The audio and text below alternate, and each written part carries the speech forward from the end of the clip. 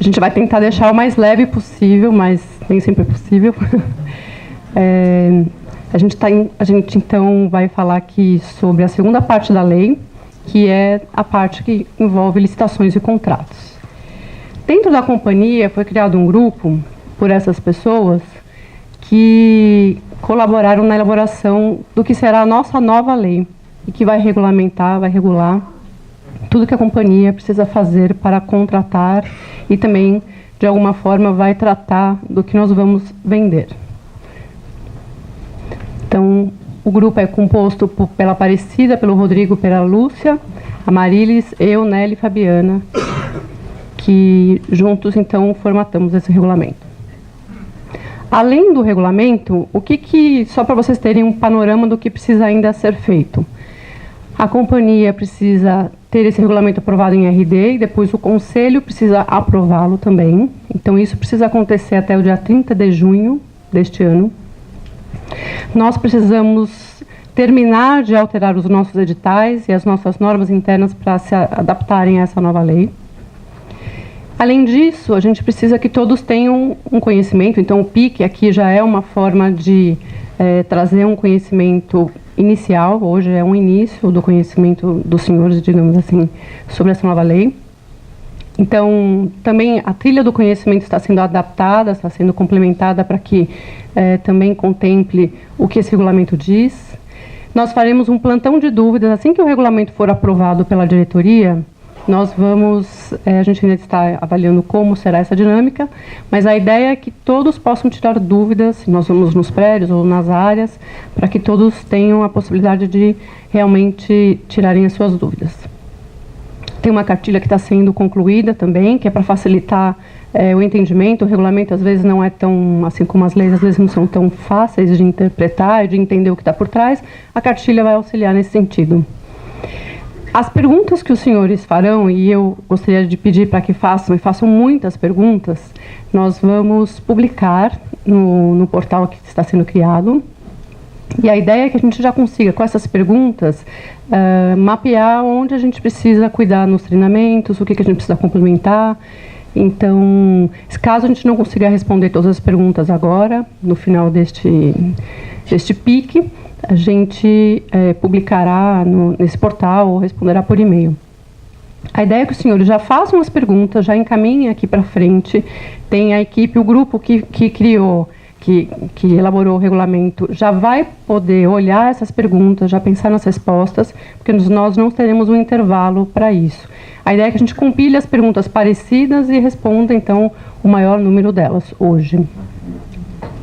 Nós também faremos, então, os comunicados internos para que os senhores acompanhem o que está sendo feito e sendo concluído. Eu já comentei da página e das perguntas. E, por fim, a nossa intenção ainda era encaminhar para o Tribunal de Contas do Estado, para que ele conheça o nosso regulamento e, eventualmente, traga para a companhia algum tipo de consideração, porque essa lei ela não é muito clara. E a gente não tem ideia de como o Tribunal de Contas vai interpretar esta lei. E a gente, como grupo, tem como intenção trazer a maior segurança jurídica para todos os gestores. Então, seria muito bom que a gente soubesse o que o Tribunal de Contas entende, para que, enfim, essa segurança seja mais concreta. Um contexto histórico, o Praça já trouxe, e então eu vou falar da segunda parte da lei. O prazo da adaptação, como o Elisama já colocou, era de 24 meses, que se conclui no dia 30 de junho. E o que a Lei 13.303 disse? Que a 8666 ela continua sendo aplicada para todas as licitações e todos os contratos que já foram iniciados ou celebrados. Então, todos os nossos contratos que já temos assinados, eles permanecem pela 8666. E as licitações que estiverem em trâmite, elas também serão pela 8666. Só que a lei não disse quando que ela entende que se iniciou um processo licitatório. E o regulamento é que vai dizer. E a diretoria precisa validar a nossa posição. A nossa posição inicial era de que a gente entenderia como iniciado o procedimento licitatório no momento em que a RC fosse aprovada pela pessoa competente. O que isso quer dizer? Que o que tiver sido aprovado, a RC que for aprovada depois da publicação do regulamento, ela teria que seguir o regulamento. E o que acontecer antes não precisaria. Nós fizemos, como essa lei traz muitas dúvidas, inclusive para nós fizemos algumas consultas à PGE, porque entendemos que seria conveniente que a gente tivesse o mesmo entendimento, de preferência, do que a PGE e outras empresas estatais do Estado. A PGE nos respondeu à pergunta se o pregão continuava sendo aplicável, que sim, o pregão é 100% aplicável. Então, para a grande maioria dos gestores da companhia, não mudará muita coisa. Por quê? O pregão para bens e serviços comuns, o que representa na companhia quase 90% das suas compras, permanecerá igualzinho. O que isso quer dizer? A gente vai continuar se utilizando o DABEC como é hoje, do CALFESP, os critérios de habilitação, prazos e os efeitos das sanções serão os mesmos. Estou pontuando isso porque um pouquinho mais para frente vocês vão ver o que essa lei trouxe de novidade. E, na nossa opinião, como ficou conflitante termos, então, duas estruturas de contratação, porque essa lei trouxe novidades com relação à habilitação, com relação aos prazos, com relação às sanções, e o ideal seria que nós tivéssemos tudo uniformizado. Uma pergunta que já tinha sido feita é se essa lei 866 vai continuar sendo aplicável. Como eu disse, ela continua sendo aplicável para nós até o momento que a gente publicar o regulamento e definimos no regulamento. Mas ela continua existindo, a 866 não morreu. Ela continua existindo para a administração direta. Por quê? Porque a lei das estatais, essa lei 13.303, ela foi criada para as sociedades de economia mista e as empresas públicas. Só que ela também continua sendo aplicável para nós, só no que diz respeito aos crimes. Então, essa lei, e com relação a critérios de desempate, que é um detalhe que a gente não precisa entrar aqui, mas a lei 8666, ela traz um rol de crimes que o administrador e os licitantes podem cometer no decorrer das suas contratações. E isso continua valendo da 8666. Então, resumindo, a 8666, ela não morreu, ela continua vigente, ela vale para a administração direta. Quando que ela continua valendo para nós? Enquanto o regulamento não for publicado, naqueles critérios que eu já disse, e no que diz respeito aos crimes. Quando que a Lei 13.303, que se aplica a nós, não será aplicável? Quando a companhia for fornecer bens, for prestar serviços, quando ela for vender, comercializar, tudo aquilo que está previsto no seu estatuto e que, pelo grupo do planejamento estratégico, está sendo complementado. Então, quando a companhia for comercializar, prestar ou executar de forma direta os seus produtos e serviços, obras e que estiverem nos seus objetos sociais, a gente não precisará aplicar essa lei. E também quando nós formos escolher, porque a companhia pode escolher participar de outras licitações, em outros estados, internacionalmente. A gente pode, inclusive, operar em outros metrôs do mundo. Se eu quiser participar de uma licitação ou ser contratada diretamente, mas, enfim, se eu quiser ter um parceiro, me consorciar, eu não preciso fazer licitação para escolher esse parceiro. Eu posso fazer uma contratação fora desta lei. O que é criar um vínculo fora dessa lei? A lei ela fala em oportunidades de negócio. E aí eu vou ler para os senhores o que seria isso, na definição dela. É a formação e a extinção de parcerias e outras formas associativas, societárias ou contratuais, a aquisição e alienação de participação em sociedades e outras formas associativas, societárias ou contratuais, e as operações realizadas no âmbito do mercado de capitais. Ou seja, é super amplo. Por aqui os senhores podem ver como nós temos muitas possibilidades para incrementar a receita acessória da companhia. Sempre que possível, eu vou tentar fazer um paralelo do que a 8666 trazia e o que é novidade, então, nessa lei. Com relação a isso, a 866 não falava nada. Quais são os objetos, então, que nós precisamos realizar a nos moldes desta lei? Este rol aqui, que não mudou muita coisa da 866. Lembrando que para para o que for serviços e bens comuns, nós preferencialmente teremos que contratar via pregão. Essa lei ela trouxe algumas diretrizes que nós devemos observar desde o comecinho da formatação do nosso processo licitatório. E lembrando que esta lei, qual que é a lógica? Por que foi criada uma nova lei só para as empresas da administração indireta? Porque a ideia é que nós realmente, que a companhia realmente desempenhe um papel como se fosse da administração privada. E aqui é o motivo pelo qual se diz que quando nós formos contratar, nós temos que levar em consideração o que uma empresa privada faria, para que a gente se torne competitivo no mercado. Este é o maior viés, é a maior diretriz, vamos por assim dizer. Então, a gente tem que levar em consideração os custos, os benefícios, diretos e indiretos, de natureza econômica, social e ambiental. Eu vou detalhar um pouquinho mais para frente. A vantagem de uma contratação ela não pode ser só com relação ao menor preço. A gente tem que levar em consideração a execução depois do contrato, a manutenção, as consequências dessa aquisição.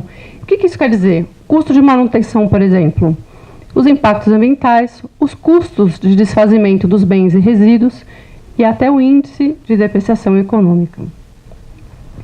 Não me pergunte como que nós vamos fazer isso, mas a gente realmente precisa levar isso em consideração. Podem fazer a pergunta, a gente precisa tratar isso em algum momento, mas é só para dizer que é complexo e que também temos dúvidas e estamos indo atrás das respostas e, pelo jeito, todo mundo está.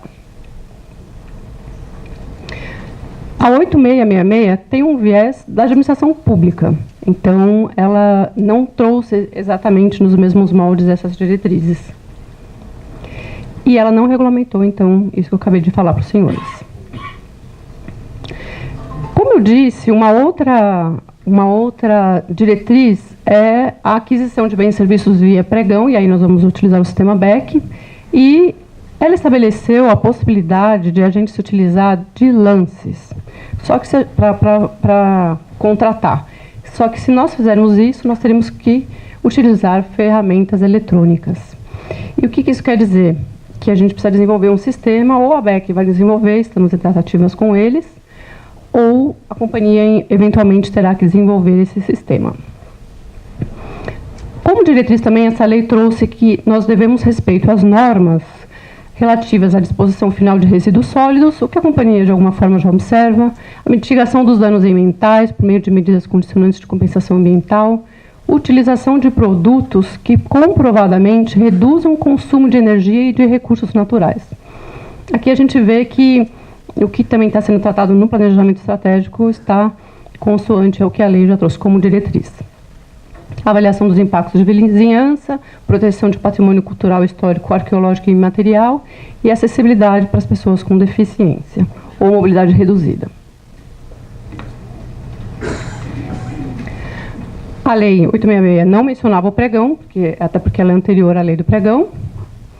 Ela também, a 8666, não previa lances e também não tratou em momento algum de ferramentas eletrônicas.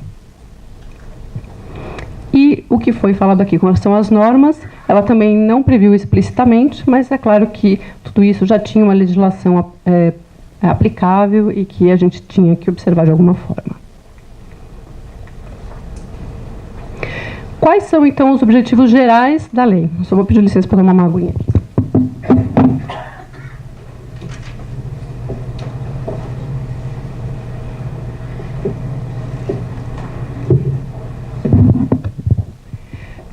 A companhia precisa assegurar a seleção da proposta mais vantajosa. E aqui eu lembro novamente que não é a contratação pelo menor preço.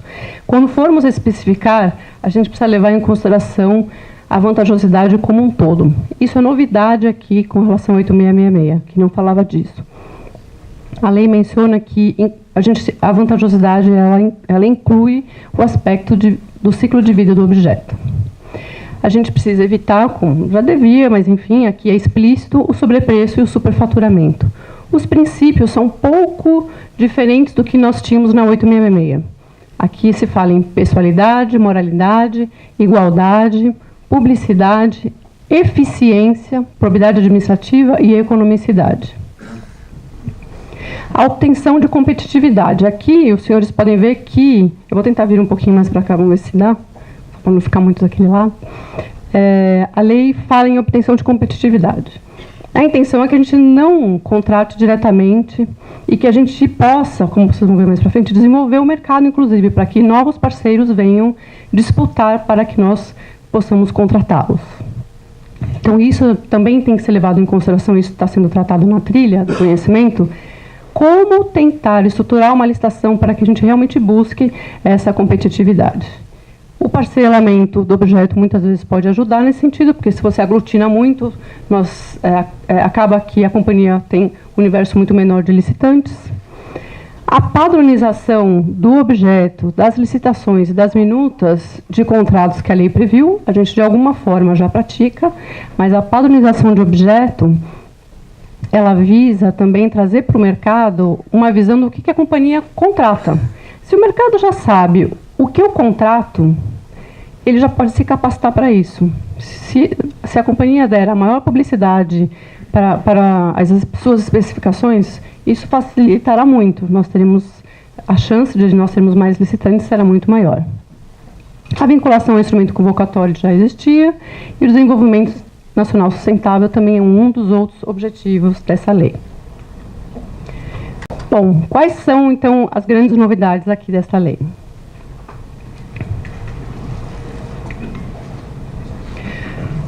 A primeira delas é que não existe mais modalidades. Aqui é só licitação aberta ou fechada. Como que era a 866? Ela tinha concorrência, tomada de preço, convite, leilão e concurso. Não teremos mais. Para facilitar, vocês podem imaginar que a 866 é uma licitação fechada, porque os licitantes vêm aqui e trazem os seus envelopes fechados, numa sessão pública como essa. E o pregão, como funciona no sistema, e é aberto, todo mundo conhece as propostas das pessoas lá, dos licitantes. Então, só para fazer então essa analogia, nós teremos a 866 e o pregão dentro de uma mesma lei. Não teremos mais nenhuma modalidade, só licitação aberta e fechada, independentemente do valor. Isso vai nos permitir alienar os nossos bens por lances, sem necessidade de se fazer uma concorrência que hoje acaba prejudicando a companhia, porque a gente não consegue ter lances, enfim, uma disputa real. Outra novidade é a pré-qualificação. A companhia já praticou a pré-qualificação de licitantes em algumas licitações importantes, mas essa pré-qualificação de produto, ela é novidade, apesar de também, de alguma forma, a companhia ter praticado e praticar a homologação de alguns produtos. Com essa autorização legal, nós temos muito mais respaldo com relação ao Tribunal de Contas, que andou questionando, inclusive, essa Sabesp, que também fazia isso.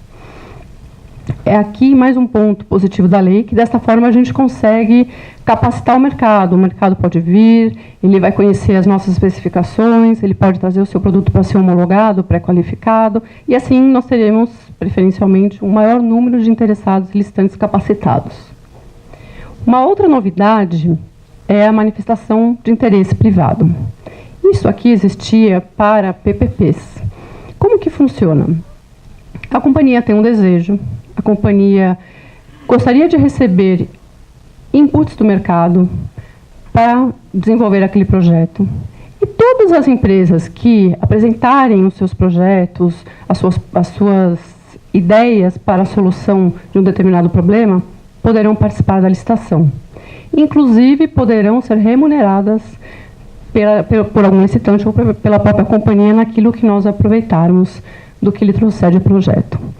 Isso no contexto de falta de recursos públicos e de necessidade de constante atualização, pode ser muito bem aproveitado por nós. Uma outra coisa que a PGE nos respondeu é que esse decreto, que hoje em dia acarretava para a companhia a necessidade de contratar projetos por técnica e preço, não precisa mais acontecer. A companhia poderá voltar a contratar projetos por menor preço, por exemplo, serviços técnicos especializados. Então, aqui não é tanto que foi uma novidade da lei, mas sim da interpretação, então, da PGE. Uma novidade desta lei é o sigilo do valor do contrato, do valor estimado do contrato, do orçamento. Isso existia no pregão. com uma posição do Tribunal de Contas, nós passamos a divulgar. Mas, na 866, era público. Aonde que essa lei autoriza que a gente divulgue os valores dos orçamentos? Quando for maior desconto, quando for melhor técnica, e no regulamento nós colocamos quando nós formos alienar algum bem. É claro que isso não quer dizer que a pessoa, o licitante, não vai ter nenhum critério para apresentar o seu preço. A companhia tem a obrigação de detalhar os seus quantitativos e dar todas as informações necessárias para que ele elabore a sua proposta.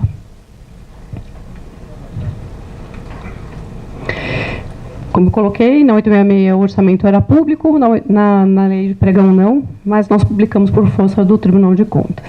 Essa lei ela detalhou mais a questão da elaboração do orçamento. Aqui eu transcrevi o que está na lei, porque é um ponto delicado para a companhia, na defesa no Tribunal de Contas, que tem nos questionado muito com relação a isso. De forma geral, ela estabeleceu que a gente deveria seguir tabelas federais, mas em tratativas com a GCE, chegamos à conclusão que isso não é viável, porque são parâmetros, são tabelas que não são aplicáveis à companhia de uma forma integral. E a lei até estabeleceu que a gente poderia fazer de outra forma se a gente não puder seguir essas tabelas. Como que seria isso? A estimativa de custo global poderá ser apurada por meio de utilização de dados contidos em tabelas de referência formalmente aprovadas por órgãos ou entidades da administração pública federal e estadual, claro, em publicações técnicas especializadas, em banco de dados e sistema específico instituído para o setor ou em pesquisa de mercado.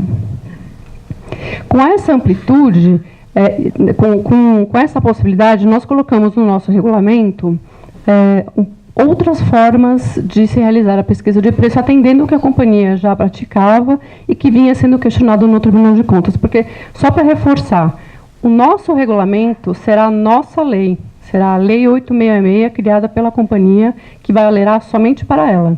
Então, a gente não utilizará mais a 8666. E é o regulamento que será, só para reforçar mais uma vez, a nossa lei será o regulamento. Então, o que não tiver no regulamento, a gente não vai poder fazer, ou a gente poderia fazer, mas seria conveniente que o máximo possível estivesse ali contemplado. E é por essa razão que a gente alterou, nós complementamos o regulamento para que ficasse mais próximo da nossa realidade, atendesse ao que a companhia pratica, o que a companhia entende como adequado. Foi isso que eu coloquei, então, do regulamento. Foi assim que nós colocamos, que o valor estimado do objeto a ser licitado será calculado com base em valores de mercado, em valores pagos pela administração pública em serviços ou obras similares, ou em avaliação do custo global da obra, aferido mediante orçamento sintético ou metodologia expedita ou paramétrica. Recentemente, acho que no começo desse mês, no final do mês passado, saiu esse decreto estadual que fala em preços SP. Esse decreto foi criado em substituição ao decreto que estabelecia a necessidade de orçamento com 3 cotações. Isso sempre foi uma dor de cabeça para todo mundo. E o Estado, então, criou esse banco eletrônico de preços, que ainda está sendo formatado, que é justamente para que se compile lá os valores que foram licitados e que, quando algum integrante da administração precisar fazer algum tipo de cotação, terá ali uma fonte de informações. A companhia não é obrigada a seguir esse decreto, mas o próprio decreto estabeleceu que a gente deveria estabelecer como a gente implementaria, ou se a gente iria aderir ou não. Por isso que eu coloquei essa observação, que é o Conselho de Administração que precisa validar essa aplicabilidade ou não. Mas aqui fica um ponto interessante para nós, que também temos muita dor de cabeça para realizar essas cotações. Outra grande novidade dessa lei são as fases. Essa lei uniformizou as fases da licitação e se aproximou muito do que é feito com os pregões. Então, tem a fase interna, que a gente chama de fase interna. Isso aqui é o que está na lei, é literalmente uma transcrição da lei. O que ela diz? A primeira fase é a preparação. Tudo que acontece antes de publicar o edital é a fase de preparação. Depois tem a divulgação, e aí temos a apresentação de lances ou de propostas, dependendo se for uma licitação aberta ou fechada. Depois tem o julgamento. Nós temos a obrigatoriedade de verificar a efetividade dos lances ou propostas. E aí, só para fazer um adendo, a 8666 estabelecia como regra que primeiro nós tínhamos que avaliar os documentos de habilitação de todas as empresas. E aí tinha uma fase de recurso. Depois nós tínhamos que avaliar as propostas econômicas de todas elas, para depois ter um resultado.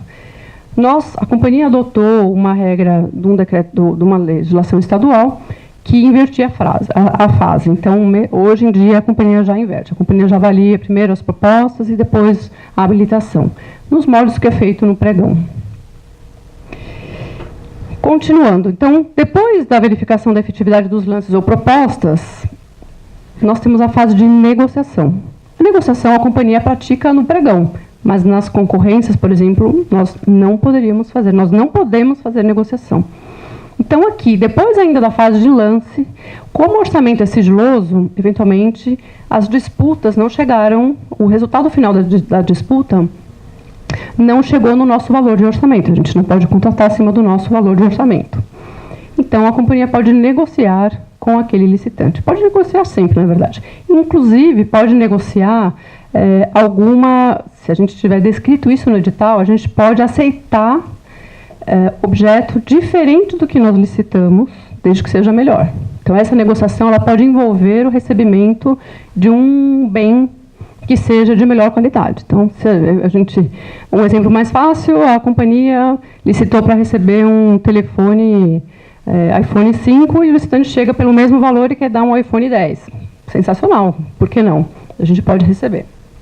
Depois vem a fase de habilitação, de interposição de recursos, que é unificado aqui, e com isso a gente ganha bastante tempo.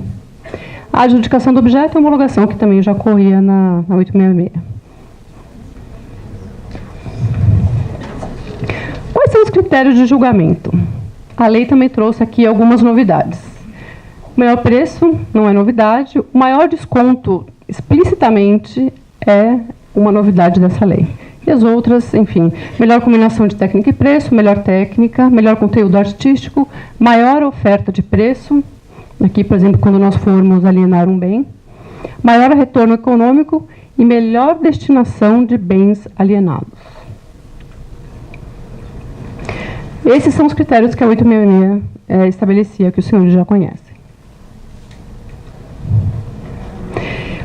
Uma grande novidade dessa lei é o contrato de eficiência. O contrato de eficiência ele envolve o critério é o maior retorno econômico para a companhia. Isso, mais uma vez, dentro do planejamento estratégico, dentro da ideia de a companhia tentar economizar o seu custo fixo, pode ser uma grande alternativa.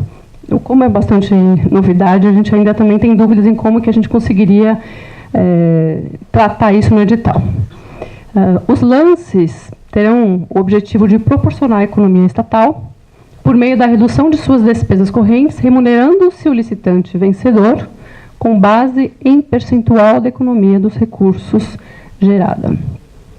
Se não for gerada aquela economia, nós vamos descontar da remuneração dele aquele valor.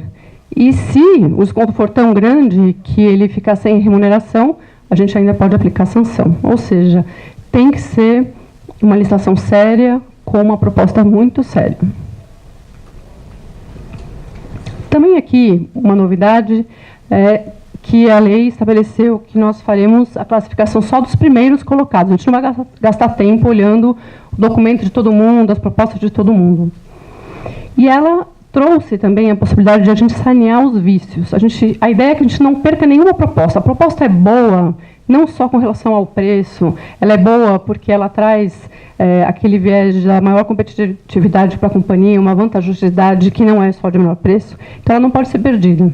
A gente tem que buscar sanear todos os vícios possíveis que estejam ali. Também não poderemos aceitar propostas que descumpram as especificações técnicas. Claro, se for uma especificação que é melhor para nós e a gente quiser aceitar e tiver disciplinado isso no edital, não tem problema. Os preços não podem ser manifestamente inexequíveis, nem acima do nosso orçamento, claro, depois da negociação. Ele pode demonstrar que a proposta dele é exequível. Se a gente achar que é inexequível, a gente pode pedir para ele vir demonstrar que é exequível. Se ele não conseguir demonstrar, a gente não pode aceitar a proposta dele.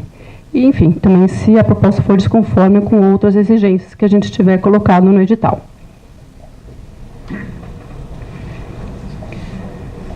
A classificação da 8666 tinha um viés muito mais de questão financeira do que de saneamento. Então, com isso, a gente acabava perdendo propostas que, a princípio, eram boas para a companhia.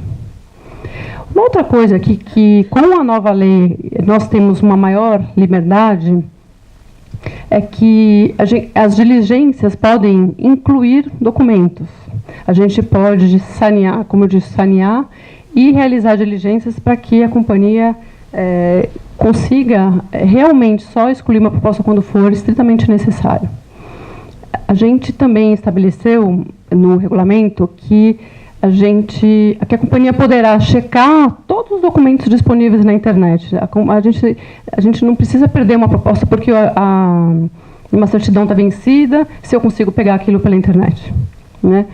E aí, nessa reunião com a ABEC, eu coloquei aqui só uma observação curiosa, é que a gente estava em tratativas com a GTI para desenvolver um sistema que pudesse extrair da internet todas as certidões, para que cada gestor, enfim, o financeiro não precisasse ficar olhando uma a uma. A ABEC está desenvolvendo um sistema para que, no CAUFESP, que é o Cadastro Unificado do Estado, já tenha uma forma de, entre aspas, captação da internet dessas certidões e que o cadastro fique 100% constantemente atualizado. Então, com isso, a gente vai ganhar bastante tempo e, enfim, espera-se que isso aconteça o quanto antes, porque o que acontecia é que esse CAUFESP, a pessoa se cadastrava uma vez e nunca mais atualizava aqueles documentos. Então, ele não tinha muita eficácia. Desta forma, a gente consegue garantir que os nossos licitantes, enfim, os nossos contratados tenham sua documentação sempre atualizadas. Com relação à execuibilidade das propostas, eu resolvi falar um pouquinho mais, porque é um ponto bastante delicado, e porque a gente sempre questiona que os preços são muito baixos, que os licitantes vêm, mergulham no preço, depois eles não conseguem executar. E essa lei, ela estabeleceu, manteve o que estava na 8666, com relação a obras e serviços de engenharia, que é essa história dos 70%. E ela disse que, por os outros objetos, a gente deveria estabelecer, no nosso instrumento convocatório, de que forma que nós vamos avaliar essa execuibilidade. Isso é para os senhores terem em mente e, eventualmente, se quiserem fazer diferente, tratar no edital como que será avaliado o preço desse licitante. Isso é uma novidade da 866, porque a lei só falava que era para menor preço. Aqui vale para todas as licitações, de todos os critérios. Não sei se eu estou indo muito rápido, eu estou falando muito rápido. Marilisa, está dando para entender? Porque, às vezes, a gente se empolga, enfim, a gente já está acostumado com o assunto, vai falando muito rápido, né? Se precisarem interromper e falar alguma coisa, por favor. Com relação aos prazos, essa lei mudou bastante. Ela trouxe prazos menores, mas em alguns momentos maiores, porque ela fala em dias úteis. Então, para aquisição de bens, enfim, aqui bens e serviços que não sejam bens e serviços comuns, porque os bens e serviços comuns serão via pregão, que o prazo é diferente, será de 5 dias úteis e de 10 dias úteis, dependendo do critério. Contratação de obras e serviços de engenharia de 15 dias úteis, quando for menor preço ou maior desconto, e 30 dias úteis nas demais hipóteses. Quando que serão 45 dias úteis? Quando for melhor técnica, melhor combinação de técnica e preço, e nas contratações semi-integrada ou integrada, que eu vou explicar um pouquinho mais para frente. Só a título de curiosidade, a 866 estabelecia 45 dias corridos para as concorrências, quando fosse por melhor técnica ou técnica e preço. Um outro ponto que essa lei trouxe um detalhamento muito maior, porque ela foi criada num contexto de muitas denúncias de corrupção e etc., essa lei ela trouxe um rol de vedações e impedimentos que, a princípio, deram bastante dor de cabeça para os nossos contratados. Por quê? Isso aqui já estava na 866, só ampliou para a questão de anteprojeto, que é quem fez o projeto básico, quem fez o anteprojeto não pode participar da licitação.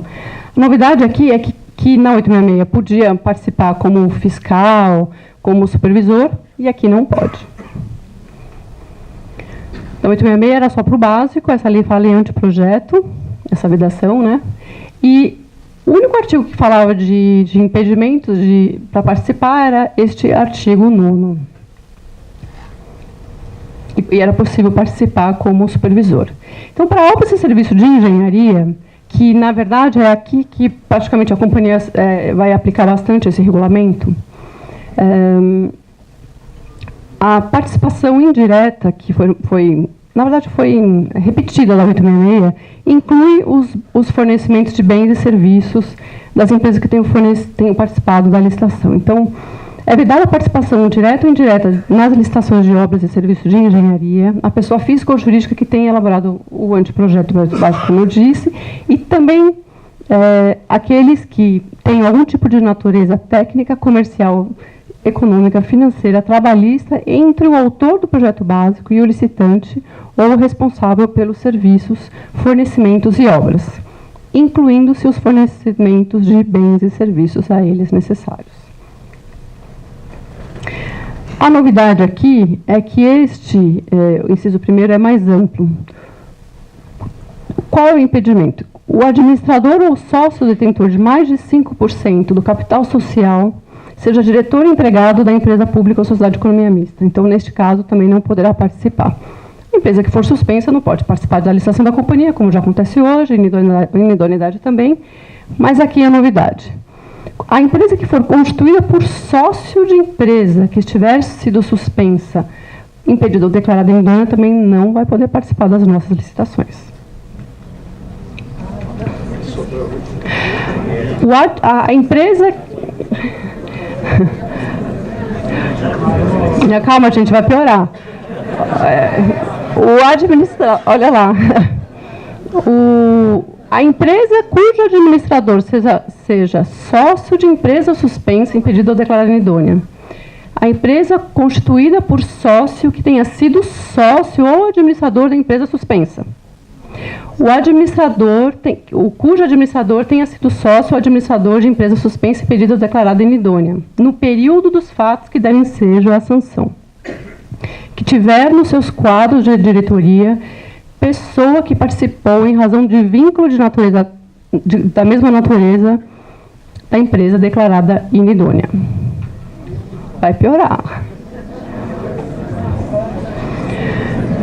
Aplica-se a vedação prevista no caput. Eu vou deixar vocês lerem, quando você for programar.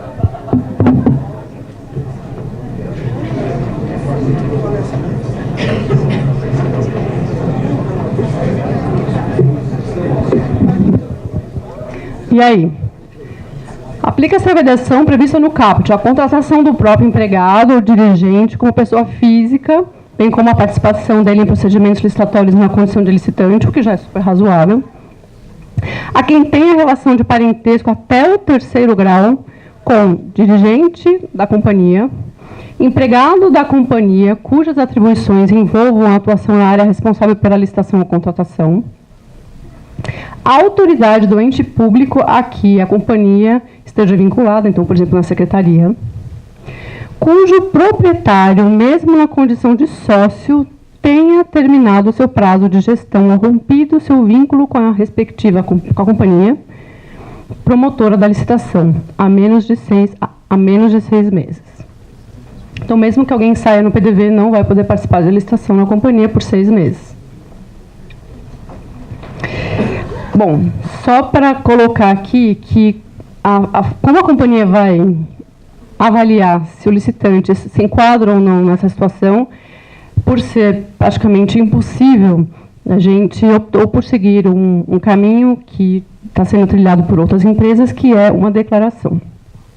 O licitante deverá preencher uma declaração falando que ele não se enquadra em nenhuma dessas hipóteses. A gente tem o sonho de ter na BEC um sistema desenvolvido que abranja todas as nossas licitações e que o sistema pudesse cruzar essas informações.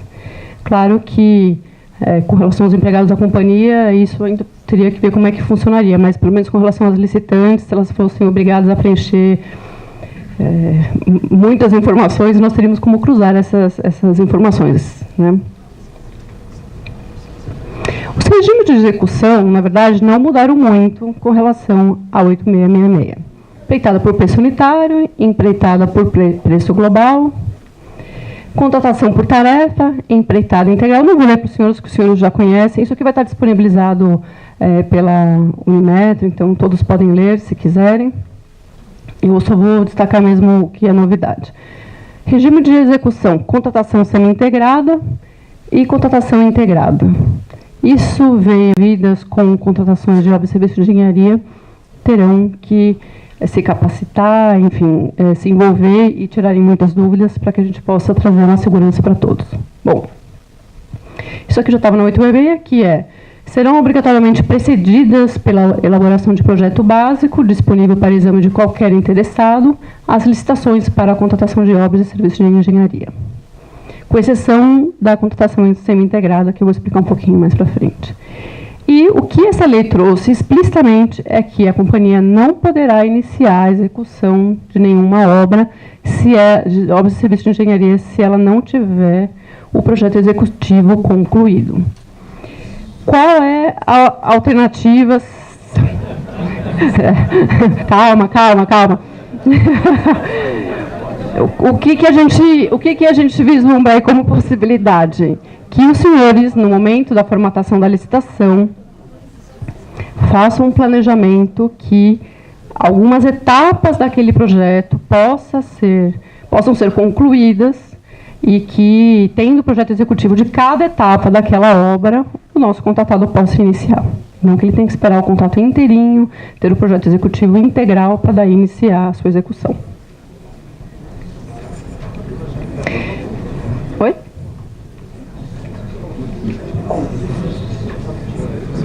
É vedada a execução sem projeto executivo de obras e serviços de engenharia. Você só emite a ordem de serviço para execução da obra quando tiver o projeto executivo concluído. Lembrando que a gente pode continuar contratando obras com o projeto executivo. E aí eu vou explicar um pouquinho mais para frente, eu já vou entrar nesse ponto. Então, regime de contratação semi-integrada é só para obras e serviços de engenharia. Quando que é aplicável? Quando for possível definir previamente no projeto básico as quantidades dos serviços a serem executados e com diferentes metodologias ou tecnologias. A contratação envolve a elaboração e o desenvolvimento do projeto executivo e a execução das obras, e o que já está na 866 também. Então, a gente pode contratar junto, e aí, quando tivermos dentro do mesmo contrato o projeto executivo concluído daquela etapa, aquela parte da obra começa a ser executada. Okay? Eu acho que para isso talvez não mude muito no modus operandi da companhia, talvez só mude mesmo na forma de planejamento.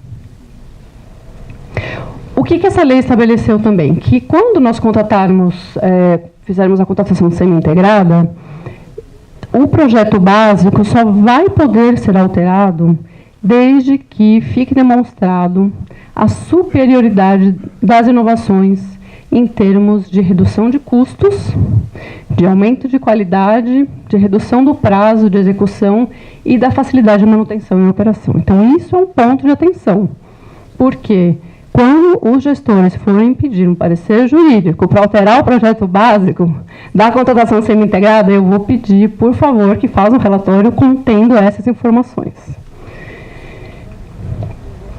E a contratação integrada? Só para reforçar, para a contratação semi-integrada, eu preciso ter o projeto básico pronto. E aí, aqui eu licito o projeto executivo com a obra juntos. Claro que eu posso também contratar separado. Projeto básico separado do projeto executivo e depois a obra. Fica a critério da companhia. A novidade é que na contratação integrada não teremos o projeto básico. Quem vai desenvolver o projeto básico é o nosso contratado.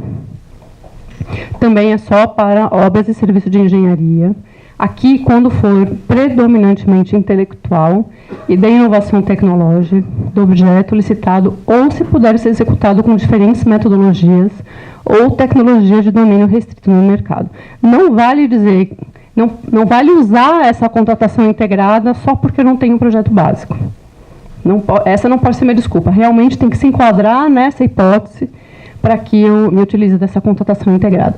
E é aqui que o Tribunal de Contas tem mais questionado e tem sido bastante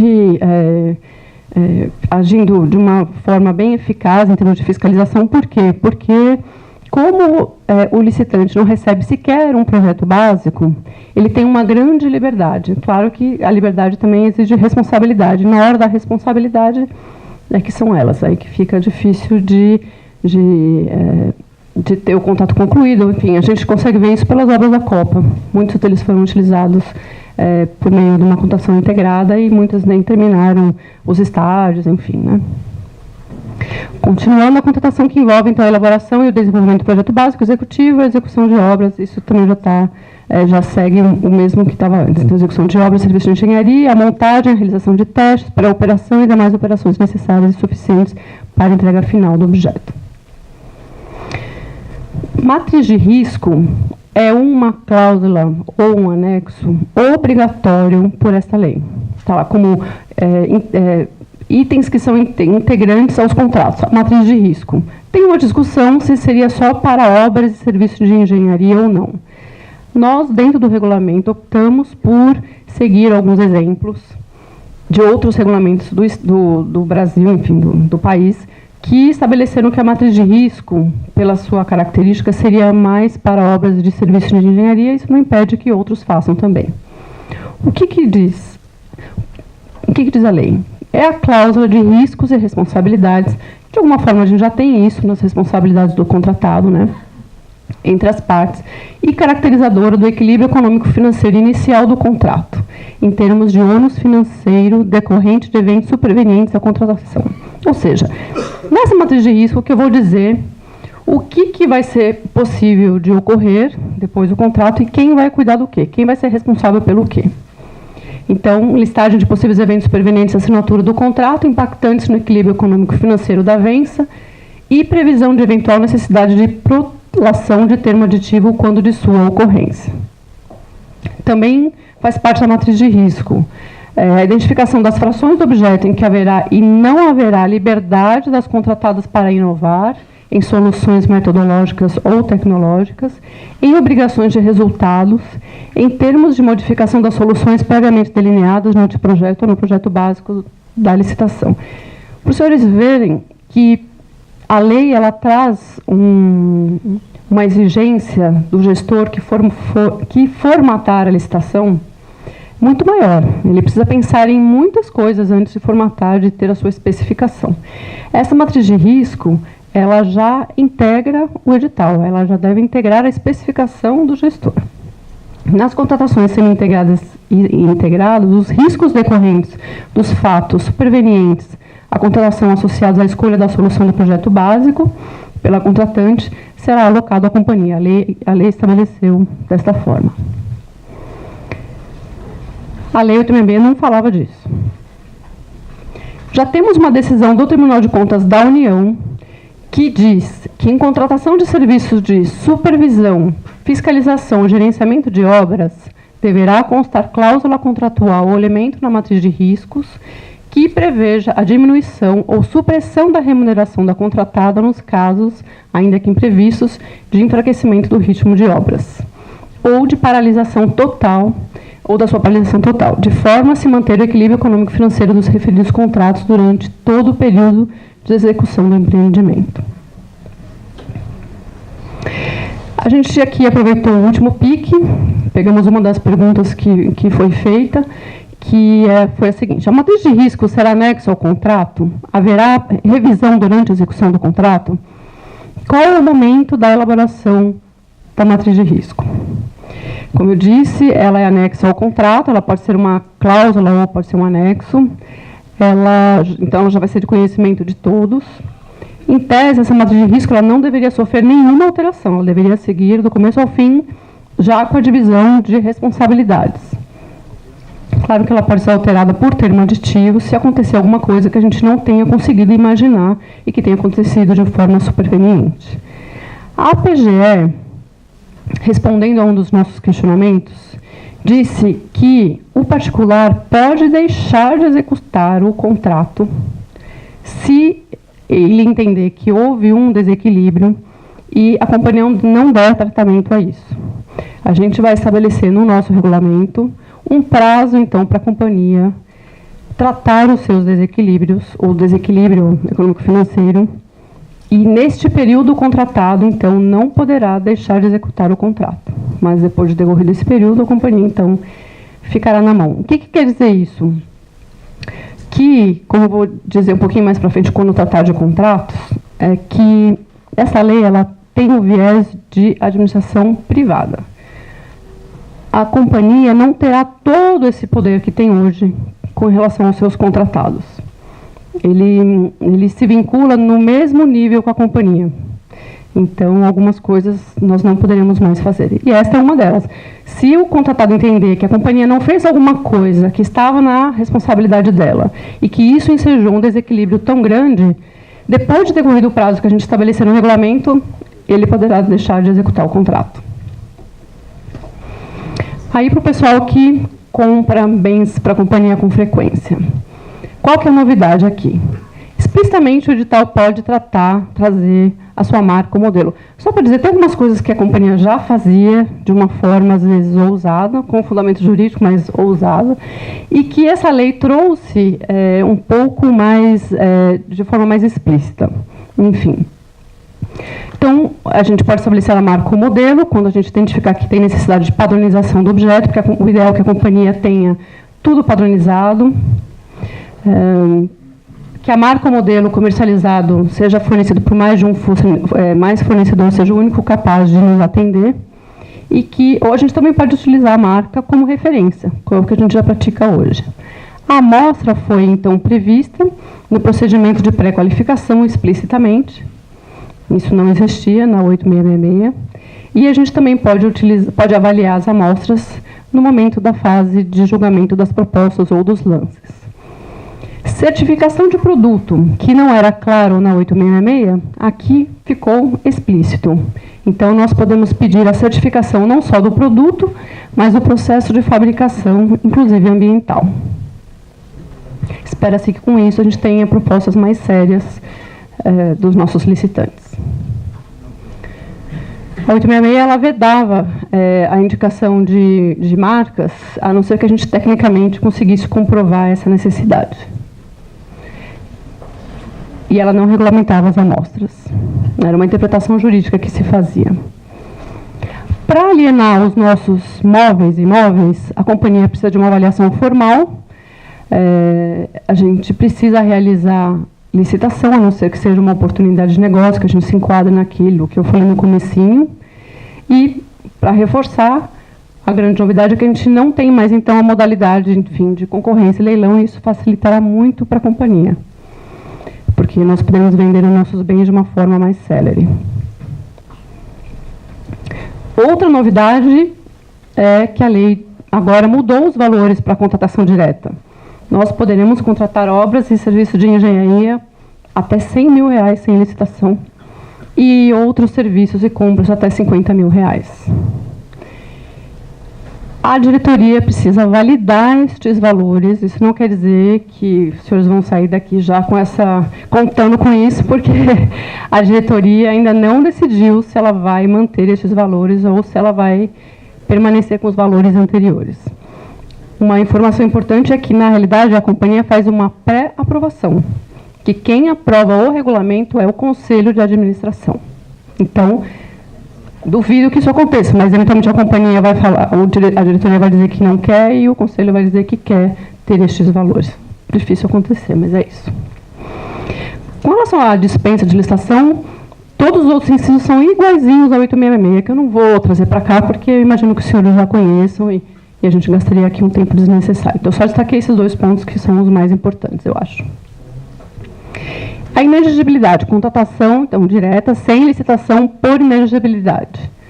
quando for para aquisição de materiais, equipamentos ou gêneros que só possam ser fornecidos por produtor, empresa ou representante comercial exclusivo. E, nesse caso, a gente pode, claro, dizer qual é a nossa marca de preferência. E aqui, a novidade da lei é que ela não estabeleceu a forma de comprovar esta exclusividade, que hoje é dito que pode ser por entidades, por sindicato, etc. O Tribunal de Contas andou nos questionando recentemente sobre isso, questionando se um comprovante que nós tínhamos, acho que era um sindicato, Nelly? Sindicato que falava que aquela empresa era a única fornecedora, se o sindicato tinha competência para dizer aquilo, se aquilo era realmente válido. Então, mesmo que a lei não tenha estabelecido como, nós precisamos nos preocupar agora, nessas contratações diretas, de como a gente vai comprovar essa exclusividade.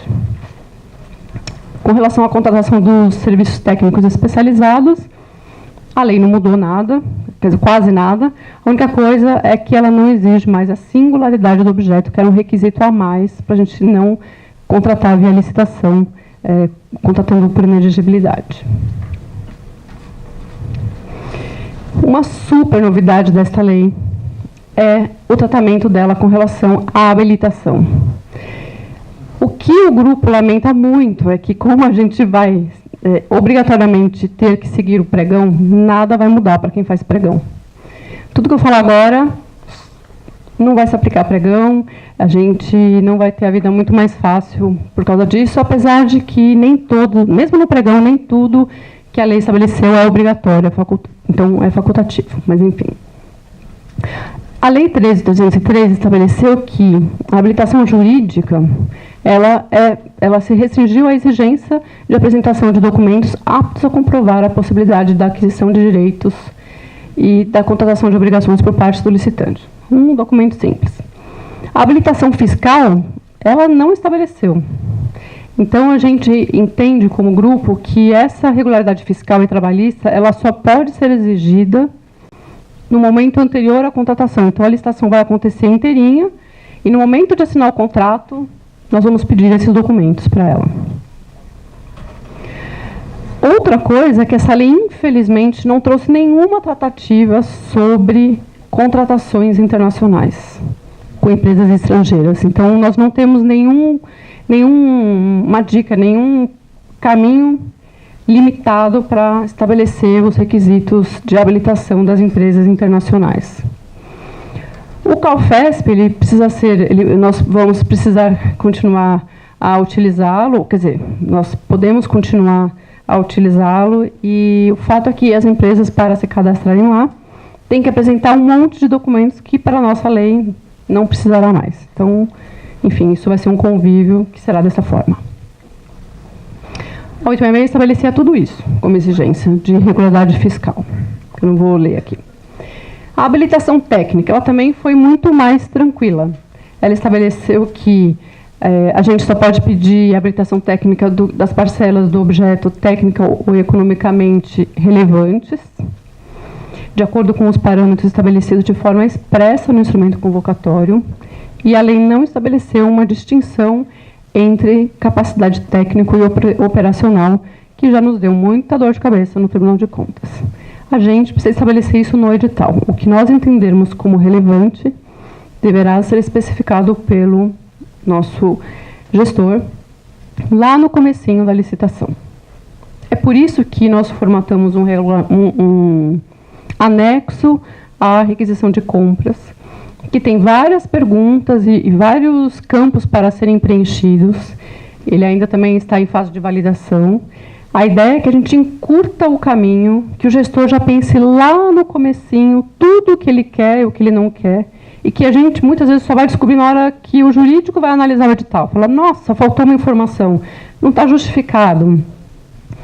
Ou mesmo a GCP eventualmente não tem como saber para incluir no edital. Então, a ideia é que lá no comecinho a gente já tenha um monte de perguntas e respostas pelo gestor, para que ele já pense em tudo isso e a gente ganhe celeridade no processo. Não vou ler para os senhores, a UIME falava tudo isso sobre habilitação técnica. Então, em tese, a vida ficou mais fácil. Nem sempre, né? Mas não é para ler mesmo. É só para mostrar que falava muito mais. Habilitação econômica financeira também, essa lei não falou nada. Ela falou capacidade econômica e financeira, só. Claro que a gente pode continuar mantendo o que a companhia faz. Nós temos liberdade aqui para estabelecer as nossas regras. A gente pode, inclusive, estabelecer outras regras. Regras que o Banco Mundial se utiliza. Ela não trouxe, então, nenhum parâmetro sobre indicação de patrimônio líquido, índice, capital social, certidão de falência, não trouxe nada disso. E, para quem for comprar um bem nosso, a lei estabeleceu que tem que fazer um recolhimento prévio do adiantamento. A lei falava tudo isso sobre capacidade econômico-financeira. Então, ou seja, temos bastante liberdade aqui.